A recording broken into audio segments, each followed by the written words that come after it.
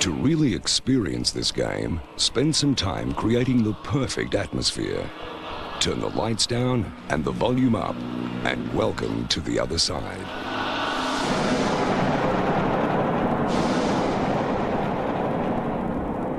Shut up and listen up. The game begins with everybody taking it in turns to roll both dice to determine who will become the chosen one. Whoever rolls the highest wins. The chosen one is a creature of destiny, for it alone gets to choose the shape of things to come by assembling the provinces. The 6 sections of the game board lock together around the central hub. Each one fits over a raised tab which forms one square of the track. The provinces can be assembled in any order. Makes for a pretty pattern, doesn't it, maggots? Once the board has been assembled, the chosen one must take the 6 sets of duel cards and place them on the matching headstones in each province. I don't mean to interrupt, but point the 6 headstones out to this idiot for me. The headstones are located in the center of each province. I bet you were good at show and tell, eh? The 6 playing pieces representing the Harbingers are placed on top of the duel cards. The chosen one must then take the 6 sets of colored keystones and place them on the matching squares in each province. The character and Soul Ranger cards are arranged in a fan off to one side of the board, and the fate cards shuffled and placed nearby. The chosen one then takes the 6 numbskulls, shakes them, and then, without looking at the pieces, gives 1 to each player. I like them skulls. Grinding the number in was almost as much fun as cleaning the insides out. Each skull is marked with a number from 1 to 6. You should place your own skull in the groove in the central hub marked with the same number. Remember your number. This groove is called home, and you must start and finish the game from your own numbered space, rolling an exact number to return to it. Once you have placed your skull in the ring, take the slab marked with your number. This slab is used to hold your character card and any keystones you collect.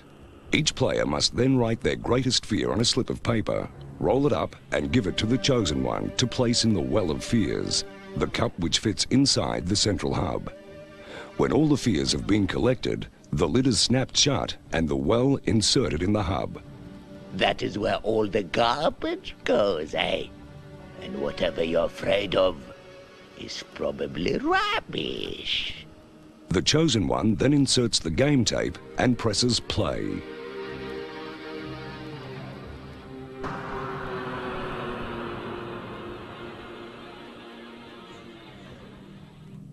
Atmosfear is a race against time and the gatekeeper.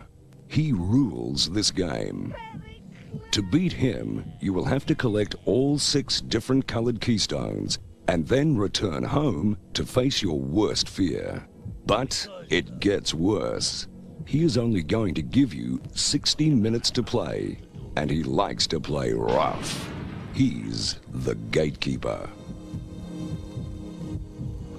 Whenever he appears, you must stop whatever you are doing and listen to everything he has to say. If you are midway through a move, you must freeze and leave your playing piece where it is. Your turn is null and void. Everybody starts out as a Soul Ranger, a numbskull with a common aim, to become a Harbinger, one of the 6 creatures who preside over the provinces of the other side. Geworden, the werewolf, Hell in, the poltergeist, Khufu, the mummy, Baron Samdi, the zombie, and the Shatran, the witch, Elizabeth Bathory, the vampire. To become one of these characters, you must land exactly on one of their 6 headstones. When the tape begins, players take it in turns to roll 1 die, leaving home and striking out for the headstone of their choice. The chosen one rolls first. You can race out to any headstone using the ring road to gain access to any area of the board. The ring road is the track which runs around the central hub. You can only move in one direction. You cannot move backwards and then forwards during your move. You do not have to move on your turn. On your journey to a headstone, you cannot collect any keystones or activate any symbols on squares you might land on. Ignore them all. You only have 10 minutes to reach the headstone of your choice and become a Harbinger. If 2 or more players are racing to the same headstone, whoever arrives first wins, forcing the others to look for any unclaimed headstones. The instant you land on a headstone, you become that Harbinger. Remove your numbskull from the board and place it in the groove behind your slab. From now on, you will be using your character's own playing piece. Take your character's card and place it in the slab with the keystone index facing you. This index outlines all the powers of the keystones you need to collect in order to win the game and beat the gatekeeper. Fat Charles. Rejoin the game when your turn comes around by rolling 1 die and moving off your headstone on your quest for keystones. But you only have 10 minutes to become a Harbinger. If you fail, you will be drafted into the ranks of the Soul Rangers. And that is nothing to be proud of, hey? If more than half the players fail to become Harbingers by the 10-minute mark, the game is forfeited. The game tape must be stopped and the gatekeeper declared the winner. I'm waving you goodbye. You can journey from one province to another using any track except the ring road. To win a keystone, you must land exactly on a square holding one. You can collect as many keystones as you want.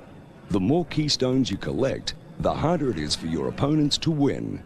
But you will still need all 6 different colored keystones before you can return home. Each color increases your power.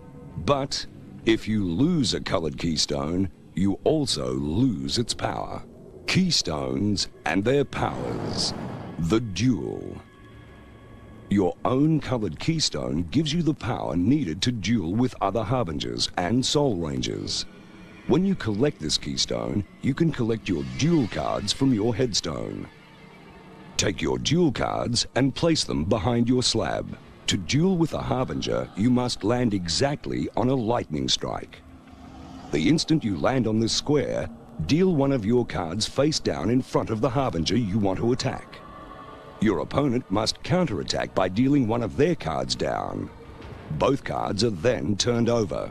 The card with the highest number wins, unless you have played a 7 and your opponent has counterattacked with an ace. An ace beats a 7, but nothing else.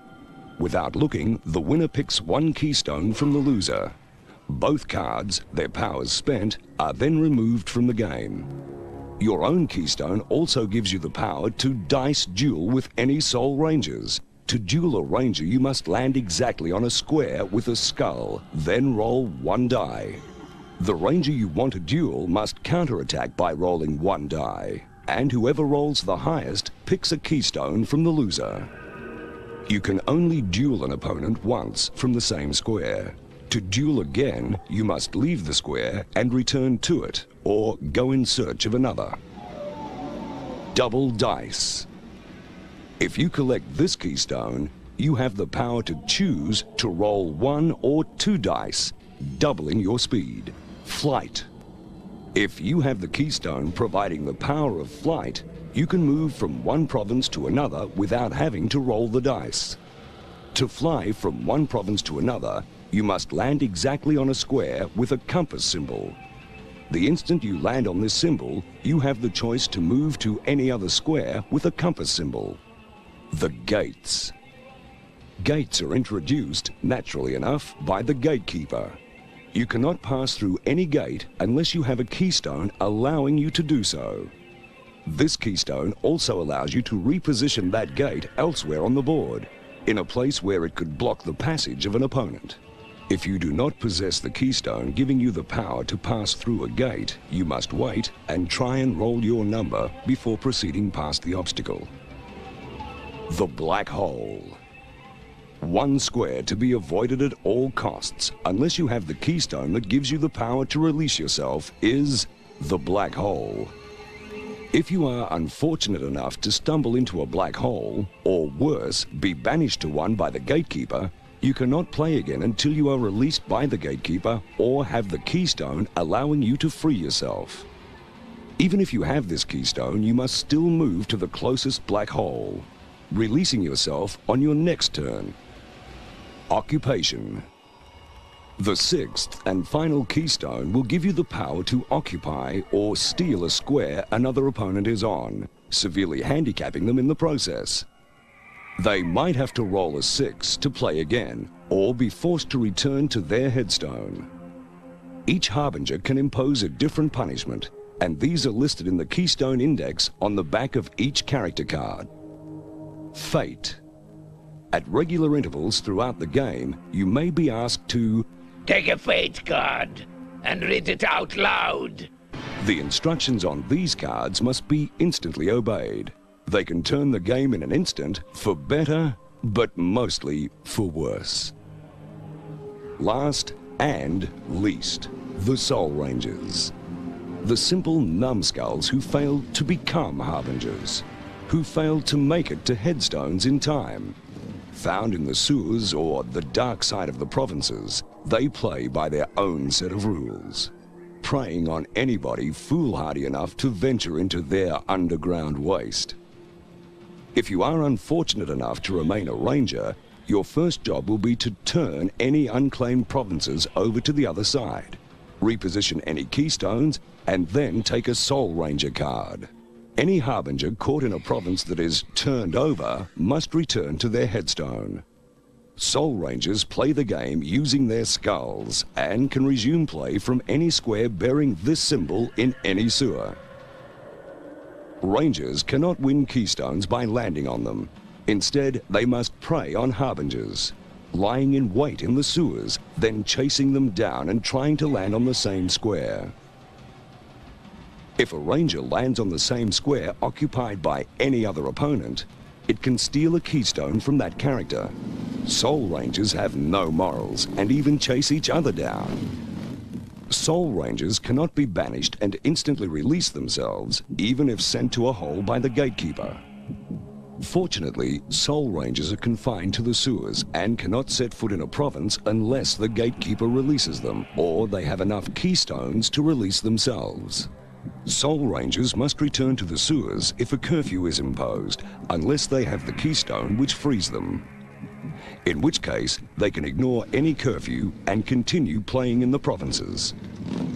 Soul Rangers can use the ring road at any time to gain access from one province to another. Rangers cannot pass through gates and must roll their number before proceeding through.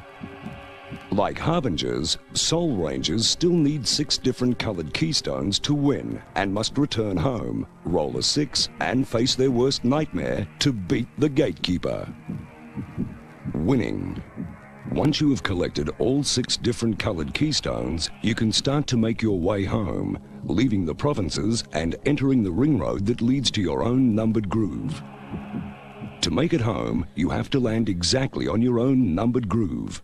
Once home, you must wait and try and roll a 6. The instant you roll a 6, request an opponent to remove the well, shake out a fear, and read it out loud. If it is not your fear, say not and press stop on the VCR, stopping the clock and beating the gatekeeper. But if it is your worst nightmare, the fear must be returned to the well, and you must return to your headstone and try again. This is pathetic to have to watch. Truly pathetic. And I have seen enough. The Chosen One should now rewind the tape and begin the game.